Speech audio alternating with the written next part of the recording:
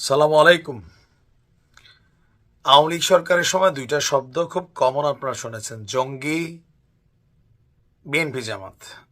যে কোনো ঘটনা যখন বাংলাদেশে ঘটতো, স্বরাষ্ট্রমন্ত্রী ছিল একজন, সেই পরের দিন বলতো যে এটা বিএনপি জামাত দেশের আইন শৃঙ্খলা পরিস্থিতি খারাপ করার জন্য দেশি বিদেশি চক্রান্তে লিপ্ত একটা মহল।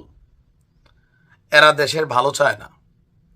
আর দাড়ি টুপি কোথাও পাইলে এটা জঙ্গি বলেই এটা চলতো, এটা আমরা দেখেছি।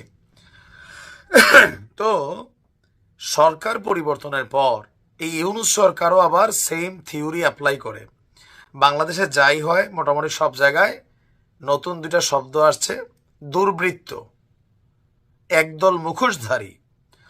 তো এই একদল মুখোশধারী আর দুর্বৃত্ত কারা? ঘুইরা ফিরে আসে, এরা সবাই আওয়ামী লীগ, যুবলীগ, ছাত্রলীগ।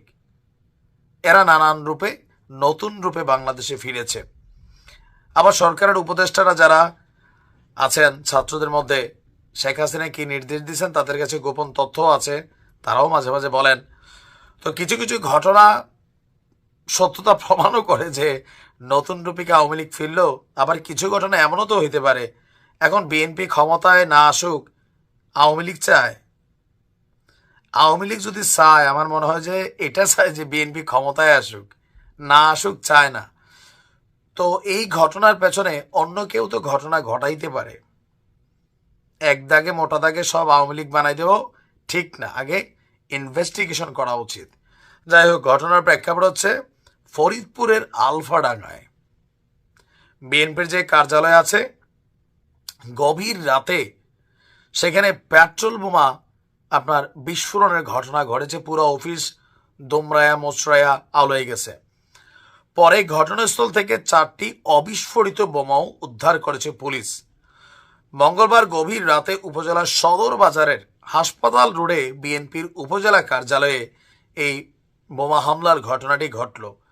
স্থানীয় জনগণ বলছে, দিবাগত রাত 2টার দিকে উপজেলা বিএনপির দলীয় কার্যালয়কে লক্ষ্য করে বিপরীত দিক থেকে দুর্বৃত্তরা পেট্রোল বোমা নিক্ষেপ করে এবং এতে সাথে সাথে বিএনপির কার্যালয়ে আগুন ধরে যায় এবং পশ্চিম দিকে জানালার একাংশ পড়েও যায়। বোমা বিস্ফোরণের শব্দে স্থানীয় লোকজন এবং বাজারের নৈশ প্রহরীরা ঘটনাস্থলে এসে ফায়ার সার্ভিসকে খবর দেয়। তো পরে ফায়ার সার্ভিসের কর্মীরা তালা ভেঙে ভেতরে প্রবেশ করে আগুন নিয়ন্ত্রণে আনেন। পুলিশের বক্তব্য যে সিসিটিভি ফুটেজ ঘটনাস্থল দেখে মোটামুটি এটার ব্যাপারে একটা ইনভেস্টিগেশন চলছে। তো জড়িত কারা, পুলিশ কোনো কথা না বললেও কমেন্টে আবার স্থানীয় নেতারা তারা বলছে যে এটা নিশ্চিন্ত, মানে এটা নিশ্চিত এটা আওয়ামী লীগের দুর্বৃত্তদের কাজ। স্বরাষ্ট্র উপদেষ্টা সারা বাংলাদেশে এই মুহূর্তে তিনি সবচেয়ে ভারী চামড়াওয়ালা মানুষ। আমি বরাবরই বলি যে এই দেশের রাজনীতিবিদদের কাছ থেকে আমরা ভালো কিছু আশা করেন, আপনারে বসাই দেয় না। আপনি কতটুকু পদত্যাগ করেন? কেউ কেউ বলছেন নাহিদ তো করছে, প্রধানমন্ত্রী হওয়ার জন্য করছে। ভাই, যদি কোনো রাজনৈতিক দল তৈরির প্ল্যানিং না থাকতো, এই নাহিদ এখন মানে পদত্যাগ করতে আপনার মনে হয় পাগল, জীবনেও করতো না। এখন একটা দলের প্রধান পদে সে যাবে, আসিফ বৈশা আছে না, আসিফের পদ তো তখন তো রেডি হবে, সেইখান থেকে নামবে। তার বাবা তো অলরেডি নির্বাচনের জন্য এলাকাবাসীর কাছে দোয়া চাইছে। আসিফও আবার ব্যক্তি কোষাগার হোক, রাষ্ট্রীয় কোষাগার হোক, তার কাছে বিভিন্ন ফান্ড আছে, 10 লক্ষ টাকা অনুদান দিছে। সো এই চেয়ারটা আলাদা। স্বরাষ্ট্র উপদেষ্টা যখন দেশকে কন্ট্রোল করতে পারতেছে না, আইন শৃঙ্খলা পরিস্থিতিকে ব্যালেন্স করতে পারতেছে না, যা ঘটে সব আওয়ামী লীগের দুর্বৃত্ত বলে চালাই দিচ্ছেন। আমরা তো এর বাইরেও ঘটনা দেখছি, ম্যাক্সিমাম জায়গায় করছে।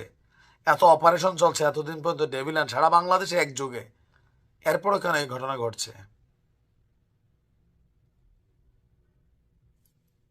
যে কোনো জায়গায় একটু ইনভেস্টিগেশন দরকার। ঢালাও আসলে একটা পক্ষের উপর চাপা দিলে হয় কি, প্রকৃত অপরাধী যারা অনেক ক্ষেত্রে পার পেয়ে যায়।